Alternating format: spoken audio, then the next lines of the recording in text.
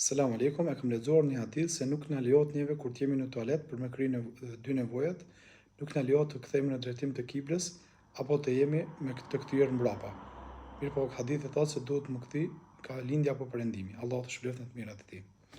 Aleikum selam, amin edhe ju gjithashtu. Po ka hadith të cilën profeti sallallahu alajhi wasallam na ka thënë se kur dikush për juve shkon për ta kryer dy nevojat, nuk lejohet domethënë të kthehemi ka kibla as me shpinë pas në drejtim të kiblës, po të kthehemi ka lindja apo perëndimi. Dhe hadithi është i saktë. Mirë po dietarët për këtë mesele ju ndan në 4 mendime. Mendimi i parë është mendimi i një palë dietarë ku kanë thënë se nuk ka të keqe nëse kthehemi në drejtim të kiblës apo kthehemi shpinës, qoftë se kem hapësirë apo nëse jemi në shtëpi të ndërtuara. Kjo është mendimi i parë i dietarëve.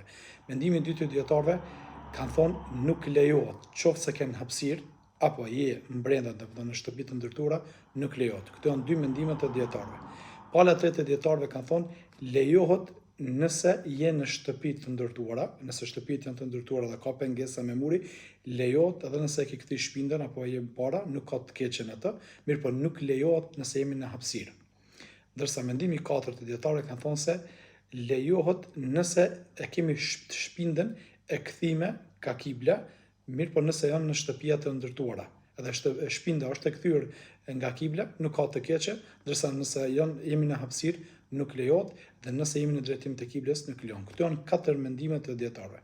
Ndërsa shumica e dietarëve dhe methebeve kanë thonë se nëse shtëpiat janë të ndërtuara, domethënë në toaletet tona se kemi shtëpiat janë të ndërtuara, nëse e kemi shpindën të kthyer mbrapa, nuk ka të keqe inshallah edhe nëse është drejtim të kiblës, për arsye se ka mura dhe ka pengesa. Këto janë 4 mendimet të cilët dietarët i kanë pru për fik, Allahu e di më së miri.